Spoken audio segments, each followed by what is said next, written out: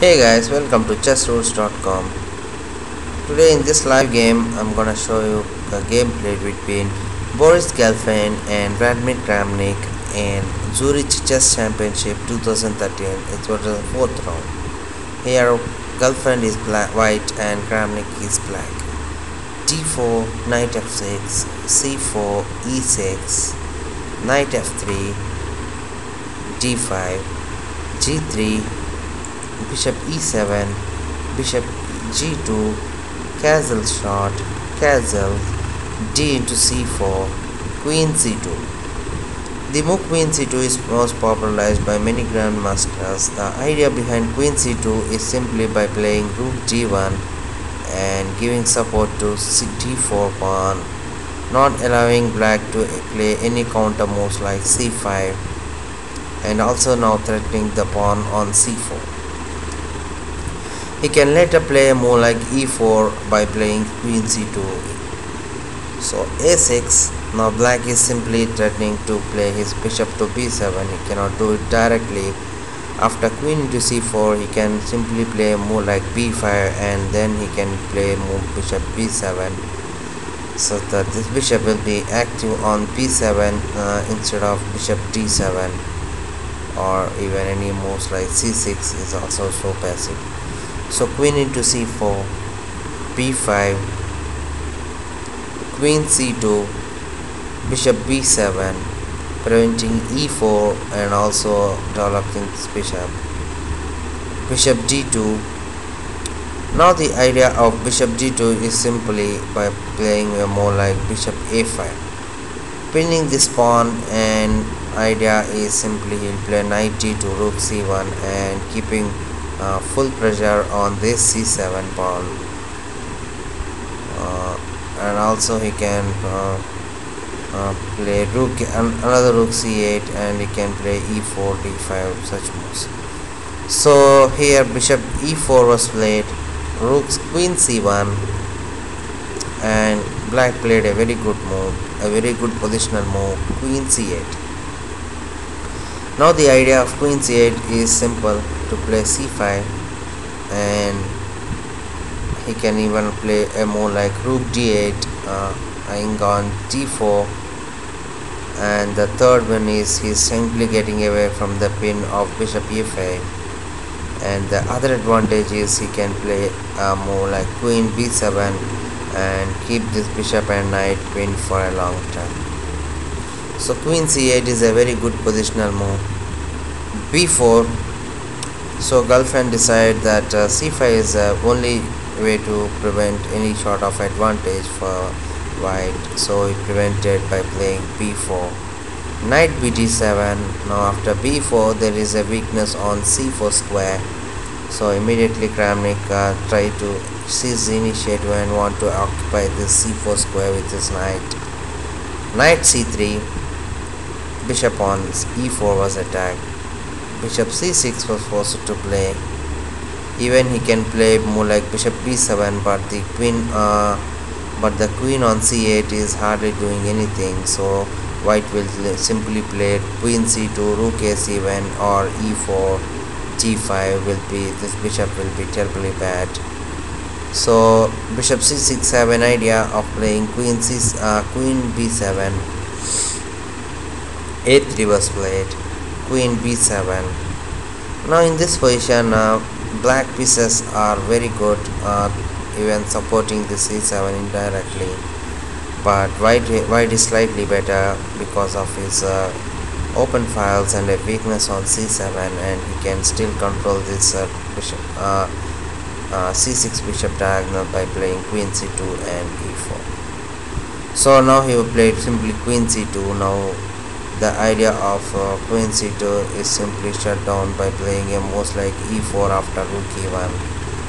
So h6 was played, rook ac1, rook ac8, giving an extra support to the c7 pawn, rook fe1. Now he is threatening to play a move like e4, knight b6. Now after knight e4, knight into e4, bishop into e4, white can simply play a move like queen b2. because there is no more problems for white.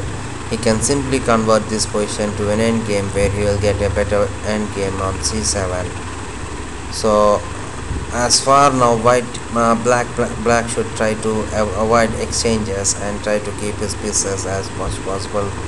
So he simply played more knight b6 in view of he is allowing c4 such that if he play a move like d5 he will have a rotating square on bishop d7. So e4 was played, knight c4, d5, bishop d7, d into e6, f into e6, e5, knight g4, rook e4.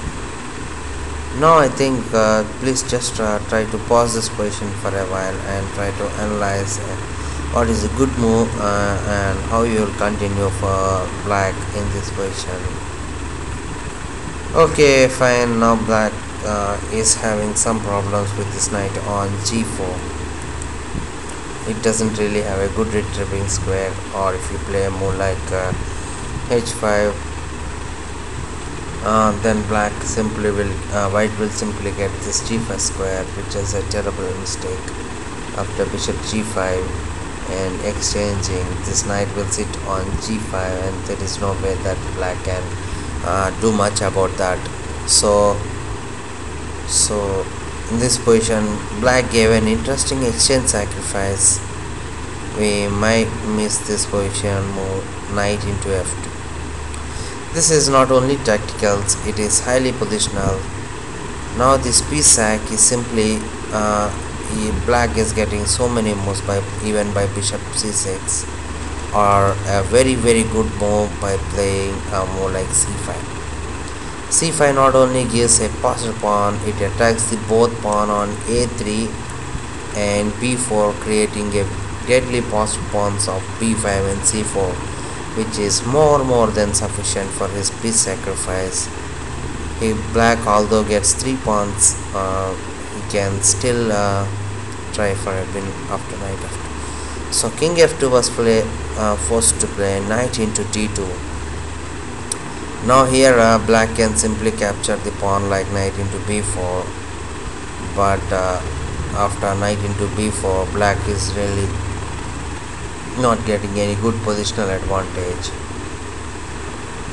So knight into d2, the reason why he played knight into d2 is simply he want to play a move like c5 supporting this bishop on g7, and next is to challenge these 2 pawns, and black immediately getting a passed pawn on the queen side. Maybe a connected 2 passed pawns might be also possible. So knight g2, queen g2, c5. We cannot capture d into c5, so b into c5 in view of bishop into c5 and bishop into a3. And these 2 pawns are pretty hard to stop even in any kind of an game with these 2 bishops on g7 and e7. So king g1 was played, c into b4, a b4, bishop c6, rook c e1, a5. a5 I think okay, so knight d4, queen a7. The position is now pretty complicated for both the sides. Both the players can have their own chances of winning this game particularly. So after knight c into b5, black white just giving away the piece in view of any chances, trying to stop the counter chances of black. So bishop into b5, king h1, bishop c4, b into a5, rook f8, queen b2, queen into a5. So after some moves, white simply hold this position, defended it pretty good, and after move 46 the game ended in a draw. This was not much, so I'm not just analyzing these moves, just showing you moves such that you can see the remaining game. I think in this position where black is having some advantage with the double bishop, could not have gone for an end game position where he will simply able to hold this position. Black could have tried something better, like in this position, bishop c4, most like rook c4, maybe rook double, or something could have been played and trying to keep the pieces such that end game is clearly better for black. So nevertheless, both played a very good game. One should appreciate Boris Gelfand being defending from such a minus position is very good. So this was a very good game played between them, and hope you enjoyed this game. See you in the next video. In the next video I'm gonna show you a game which was played between Anand and Caruana, and Caruana won the game, and I will upload in few minutes. Please don't forget to subscribe and leave comments. Hope you enjoy the game. See you in the next video. Bye.